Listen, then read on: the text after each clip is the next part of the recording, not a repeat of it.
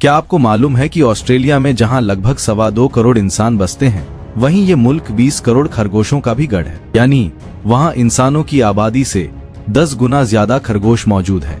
इन खरगोशों ने ऑस्ट्रेलिया में इतनी तबाही मचा रखी है कि वहां की सरकार ने इन्हें एक विनाशकारी जीव घोषित कर रखा है। जहां ऑस्ट्रेलिया इन खरगोशों से छुटकारा पाने की हर मुमकिन और नाकाम कोशिश कर चुका है, वहीं चीन ने पिछले 30 सालों में 40 लाख से भी ज्यादा खरगोशों का आयात किया है। ताज्जुब की बात यह है कि चीन ने इन्हें खाने के लिए नहीं, बल्कि कुबूची रेगिस्तान में एक अनोखा और साहसी प्रयोग करने के लिए मंगवाया। इस प्रयोग का जो परिणाम निकला, उसने पूरी दुनिया के वैज्ञानिकों और पर्यावरणविदों को हैरान और परेशान कर दिया है। जब कोई रेगिस्तान धीरे धीरे आसपास की हरी भरी उपजाऊ जमीन को निगलना शुरू करता है और उसे भी रेत के ढेर में बदल देता है, तो इस विनाशकारी प्रक्रिया को डेजर्टिफिकेशन कहा जाता है। चीन का कुबूची रेगिस्तान इसका सबसे बड़ा उदाहरण रहा है। एक वक्त था जब यह रेगिस्तान सालाना 5 लाख एकड़ की रफ्तार से फैलता जा रहा था।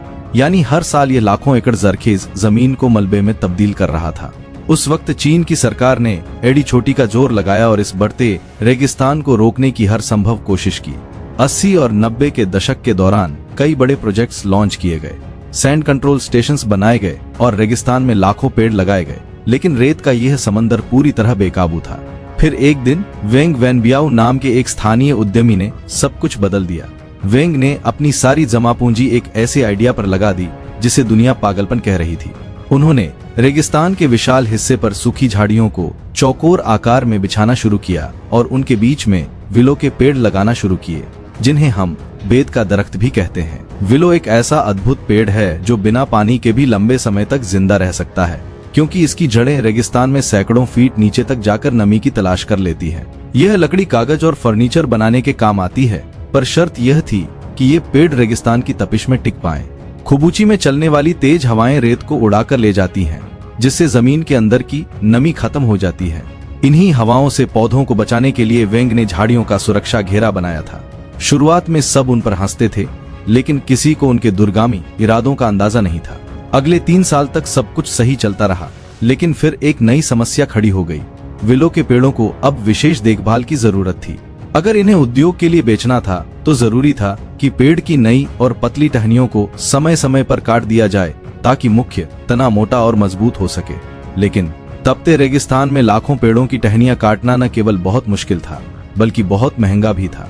और यहीं से इस कहानी में एक नया और रोमांचक मोड़ आता है। यही वह समय था जब इस कहानी में रेक्स रैबिट्स की एंट्री हुई।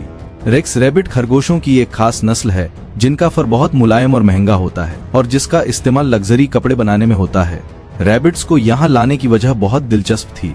रेक्स रैबिट को विलो के पेड़ से निकलने वाली नई और मुलायम टहनियां खाना बहुत पसंद है। जब इन खरगोशों ने उन नई टहनियों को खाना शुरू किया तो पेड़ों का मुख्य तना खुद ब खुद मोटा होने लगा। इसका फायदा ये हुआ कि पेपर इंडस्ट्री को बेहतरीन कच्चा माल मिलने लगा और खरगोशों को उनका पसंदीदा खाना। एक तरफ पर्यावरण सुधर रहा था और दूसरी तरफ अर्थव्यवस्था मजबूत हो रही थी। लेकिन यह तो सिर्फ शुरुआत थी। विलो के पेड़ों की जड़ें जो जमीन में बहुत गहराई तक जा चुकी थीं, उन्होंने रेत को जकड़कर उसे स्थिरता प्रदान की। अब तेज हवाओं के दौरान रेत उड़ना बंद हो गई और जमीन के अंदर की नमी सुरक्षित रहने लगी। इसी बीच खरगोशों ने अपना असली कमाल दिखाना शुरू किया। इन खरगोशों का मल एक बेहतरीन फर्टिलाइजर यानी खाद के रूप में काम करने लगा। चीन के जीरो वेस्ट सिस्टम में यह एक बहुत कीमती उत्पाद बन गया। साथ ही इन खरगोशों का प्रजनन दर बहुत ज्यादा होता है, जिससे उनकी संख्या तेजी से बढ़ी और उनके जरिए मिलने वाली खाद ने जमीन को और भी ज्यादा उपजाऊ बना दिया। देखते ही देखते जो जगह सिर्फ रेत का ढेर थी, वो हरे भरे खेतों में बदलने लगी, जहां अब ऑर्गेनिक सब्जियां भी उगाई जाने लगी। इन खरगोशों की एक और खूबी यह थी कि ये घास तो खा लेते थे, लेकिन घास के बीजों को पचा नहीं पाते थे।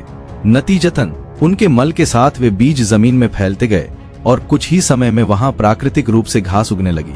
खरगोशों ने न केवल पेड़ों की देखरेख की, बल्कि पूरे इलाके को हरा भरा करने में एक माली की भूमिका निभाई। इस प्रयोग की अपार सफलता के बाद वेंग रुके नहीं। उन्होंने सैकड़ों बुलडोजर किराए पर लिए और रेगिस्तान के टीनों को समतल करना शुरू कर दिया। उन्होंने गड्ढे भरे और जमीन को सीधा करके वहां भी लाखों पेड़ लगा दिए। चीनी सरकार की मदद से लाखों रेक्स रैबिट्स मंगवाए गए और स्थानीय लोगों में बांट दिए गए। देखते ही देखते हर घर एक छोटा फार्म बन गया। 10 साल की कड़ी मेहनत के बाद पूरा नक्शा ही बदल गया। कुबूची रेगिस्तान का 1/3 हिस्सा अब पूरी तरह हरा भरा हो चुका है। संयुक्त राष्ट्र की रिपोर्ट के मुताबिक हजारों वर्ग किलोमीटर की जमीन अब खेती के लायक बन चुकी है। इस बदलाव की वजह से कुबुची को अब मृत्यु के सागर के बजाय पारिस्थितिक चमत्कार के नाम से जाना जाता है। यहाँ केवल पर्यावरण ही नहीं बदला, बल्कि लोगों की किस्मत भी बदल गई। चीनी सरकार ने यहाँ अरबों युआन का निवेश किया, नए गांव बसाए और लोगों को रोजगार के नए अवसर दिए। आज यहाँ हजारों फार्म्स चल रहे हैं और हर साल लाखों खरगोश बेचे जाते हैं। जो किसान पहले गरीबी और रेत की वजह से पलायन कर रहे थे, वे अब अपने ही घरों में समृद्ध बन चुके हैं। हजारों लोगों की जिंदगी पूरी तरह बदल चुकी है। साल 2017 में जब अंतर्राष्ट्रीय मीडिया यहाँ पहुँचा तो उन्होंने देखा कि यहाँ का वातावरण पहले के मुकाबले 10 गुना ज्यादा बेहतर हो चुका है। पेड़, पौधे, घास, जानवर और इंसान सब कुछ एक बेहतरीन तालमेल में रह रहे हैं। अब यहाँ एक बड़ा सवाल ये उठता है कि अगर खरगोश रेगिस्तान को हरा भरा कर सकते हैं तो ऑस्ट्रेलिया में ये इतने खतरनाक क्यों हैं? दरअसल ऑस्ट्रेलिया में 1859 से पहले कोई खरगोश नहीं था। एक अंग्रेज ने वहाँ केवल 24 खरगोश छोड़े थे ताकि वे वहाँ शिकार कर सकें, लेकिन वहाँ उनका कोई प्राकृतिक शिकारी नहीं था, जिससे उनकी आबादी बेकाबू हो गई। ऑस्ट्रेलिया में खरगोश खुले में और प्राकृतिक आवासों में रहते हैं जहाँ वे फसलों को तबाह कर देते हैं, जबकि चीन में इन्हें एक नियंत्रित वातावरण में रखा जाता है। उनसे केवल उतना ही काम लिया जाता है जितना पारिस्थितिकी तंत्र के लिए जरूरी है। यही वजह है कि खरगोश ऑस्ट्रेलिया के लिए एक अभिशाप है, जबकि चीन के लिए एक वरदान बन चुके हैं। कुबुची की कहानी केवल हरियाली तक सीमित नहीं है। यहाँ दुनिया का सबसे बड़ा सौर ऊर्जा संयंत्र भी बनाया गया है, जिसे दौड़ते हुए घोड़े की आकृति में डिजाइन किया गया है। यह अंतरिक्ष से भी साफ नजर आता है और गिनीज वर्ल्ड रिकॉर्ड में दर्ज है। यह प्लांट न केवल करोड़ों किलोवाट बिजली पैदा करता है, बल्कि यह डेजर्टिफिकेशन से लड़ने में भी मदद करता है। सोलर पैनल्स के नीचे सूरज की सीधी रोशनी नहीं पड़ती, जिससे पानी का वाष्पीकरण कम होता है और वहाँ घास उगना आसान हो जाता है। इस घास को काटने के लिए फिर से खरगोशों का इस्तेमाल किया जाता है। वे घास खाते हैं और उसे खाद में बदलते हैं। इस तरह सौर ऊर्जा, हरियाली और खरगोशों का यह संगम एक सेल्फ सस्टेनिंग चक्र बन गया है। आज अगर आप कुबुची रेगिस्तान जाएं, तो वहां आपको भेड़ बकरियां, बत्तखें और खरगोश एक साथ चरते हुए दिखाई देंगे। कोई सोच भी नहीं सकता था कि कभी मौत का समंदर कहलाने वाली यह जगह जिंदगी का बगीचा बन जाएगी। यह सब शुरू हुआ एक छोटे से जीव के सही और वैज्ञानिक इस्तेमाल से। दुनिया भर के शोधकर्ता अब इस मॉडल को इको इकोनॉमिक रेवोल्यूशन का नाम दे रहे हैं। दुनिया का एक बड़ा हिस्सा आज भी रेगिस्तान की बढ़ती समस्या से जूझ रहा है और चीन के इस प्रयोग ने सबको एक नई उम्मीद दी है। कुबुची का संदेश साफ है कि अगर इंसान और कुदरत अपनी बुद्धिमत्ता का सही इस्तेमाल करें तो बंजर जमीन पर भी स्वर्ग उतारा जा सकता है। कुबुची की ये कहानी हमें सिखाती है कि कोई भी जीव अपने आप में बुरा नहीं होता, बस उसका सही प्रबंधन मायने रखता है। क्या आपको लगता है कि भारत के थार रेगिस्तान या दुनिया के अन्य बंजर इलाकों में भी खरगोशों और सौर ऊर्जा का यह मॉडल अपनाया जाना चाहिए? अपनी राय कमेंट में जरूर बताएं। अगर आपको पर्यावरण के इस अद्भुत चमत्कार की जानकारी पसंद आई हो तो इस वीडियो को लाइक करें और अपने दोस्तों के साथ शेयर करना न भूलें।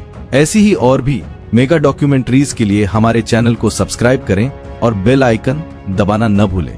मिलते हैं अगली किसी शानदार और जानकारी से भरपूर वीडियो में।